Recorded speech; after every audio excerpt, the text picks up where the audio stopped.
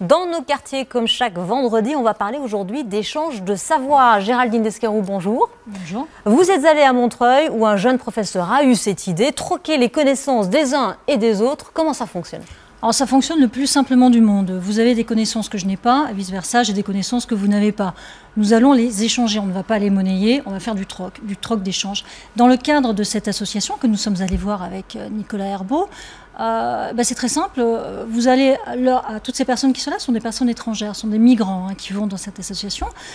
Vous allez leur apprendre le français et en contrepartie, eux vont vous apprendre à cuisiner un plat typique de leur pays. Voilà, c'est un échange de savoir, c'est du troc. Si je devais résumer en une phrase un petit peu la philosophie de cette association, ça serait, pour toutes ces personnes, gagner du savoir et vous gagnerez du pouvoir. Alors pas du pouvoir, c'est un pouvoir particulier, c'est le pouvoir de se créer une place au sein de la société. C'est le but de cette association, parce que pour toutes ces personnes qui ne maîtrisent pas la langue ou mal, ni la lecture ni l'écriture, sans ces trois paramètres, ils ne peuvent pas s'intégrer. Donc pour s'intégrer, il faut qu'ils apprennent. Et cette association a eu l'idée de passer par l'échange de savoir d'une manière ludique, rigolote, dans la bonne humeur. Voilà, donc c'est de la cuisine contre des cours de français. Eh ben on va voir tout ça en reportage, un reportage avec le commentaire de Nicolas Herbeau. Est-ce qu'il faut couper les pommes de terre ? Aux questions des apprentis cuisiniers, cet après-midi-là, c'est Nadir et Naz qui apportent des réponses. Au menu, un plat pakistanais, leur pays d'origine. Aujourd'hui, 3 poulets, viande, légumes.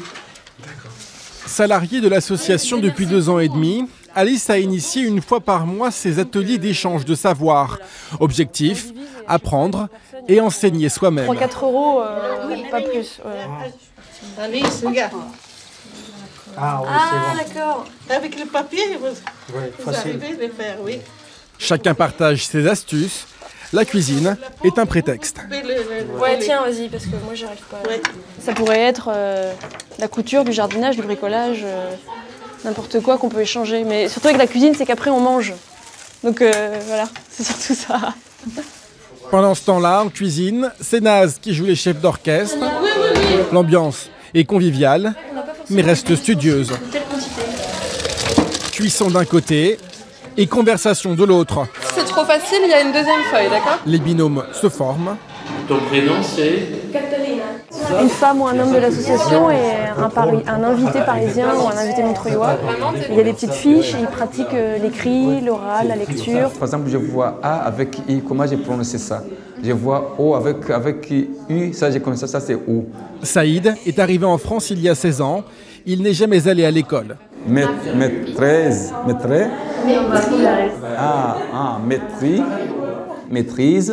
La maîtrise. À coup de R, j'ai dit maîtriser. Oui, ça donne. Écrire, c'est difficile.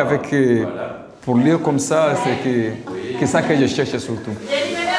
Tu veux écrire quoi, l'association? À l'école. Alors, j'aime l'école. Tu connais l'apostrophe? Tu veux que je te montre? Quand on n'a pas été à l'école enfant, toute sa vie, on a été humilié, frustré. On est bâti sur ce manque. La langue, c'est pas seulement une langue, c'est une place dans la société. Et c'est cette place que l'association veut redonner à ces femmes et à ces hommes. Il n'y en a pas qui savent et d'autres qui ne savent pas. Il y a ensemble à construire d'une façon très pragmatique. Ce qui est très important, c'est ce changement de statut. Je sais faire la cuisine et quelqu'un d'autre sait des choses que je ne sais pas. Alors ça marche. Si on peut passer d'un statut à un autre. Naz et Nadir ont-ils réussi cette bascule ? Henri ne se prononcera pas. Il préfère que chacun fasse son propre chemin vers le vivre ensemble. Lundi, les cours d'alphabétisation reprendront jusqu'au prochain échange de savoir. Est-ce que la prochaine fois, vous voulez faire le cours de cuisine roumaine? Ah oui. Oui. Voilà, alors tout le monde est à la fois prof et élève, c'est un peu pour ça que ça fonctionne. Oui, tout à fait. Parce que quand on passe du côté du professeur, forcément, on doit pratiquer beaucoup plus le français. On est au centre de cette association, les gens vous posent des questions. Donc les professeurs sont ceux qui apprennent à faire la cuisine, le plat typique. Et justement, l'anecdote de ce cas précis dans le reportage, c'est que le couple de Pakistanais ne voulait pas jouer ce rôle de professeur. Ils voulaient cuisiner chez eux, amener le plat, mais ça n'avait plus aucun intérêt. Donc Alice, l'une des professeurs de l'association, les a vraiment convaincus pour dire non, le but c'est effectivement d'être le professeur et de parler le plus possible. C'est ça le but de l'association. Et dans le sujet, vous dites la cuisine, c'est un prétexte pour vivre ensemble. Oui, c'est un prétexte. Ça pourrait être effectivement des cours de cuisine, des cours de peinture, de n'importe quoi. Hein. C'est pas... Sauf que là, c'est festif. Ça a un côté festif. Et puis tout le monde s'y met. On le voit dans cette association. Il y a à peu près 20 nationalités différentes. On l'a vu, des Malgaches, des Roumains, des Bulgares, des Sri Lankais, des Pakistanais. Il y a vraiment de tous. Donc pour que tous puissent arriver à communiquer ensemble, pour qu'ils puissent arriver à communiquer aussi à l'extérieur, parce que c'est le but de cette association, de communiquer à l'extérieur, voilà, c'est une espèce de symbiose qui se crée entre tous. On apprend le français et comme ça on peut communiquer. Alors, l'illettrisme, c'est un problème lourd, c'est difficile d'en venir à bout. Est-ce qu'au bout des 2 ans et demi d'existence de ces échanges de savoir, est-ce qu'il y a un recul? Est-ce qu'on sait si ça marche, s'il y a des résultats? Alors c'est comme toute pratique. Hein. Si on fait les choses avec régularité et rigueur, ça marche. Hein. Si ces personnes-là viennent une fois tous les 3 mois, ça ne marchera pas. Pour celles qui viennent régulièrement, oui, ça marche. Mais ce n'est pas un enseignement classique. Ce n'est pas des cours de français comme on l'apprend à l'école. Hein. Là, c'est vraiment basé sur du concret, c'est basé sur de la communication. L'intérêt pour ces hommes et pour ces femmes, c'est d'arriver à lire un livret scolaire. Le livret scolaire de leurs enfants, c'est arriver à signer un carnet de correspondance en sachant ce qu'ils signent. Évidemment, remplir un formulaire, c'est le but.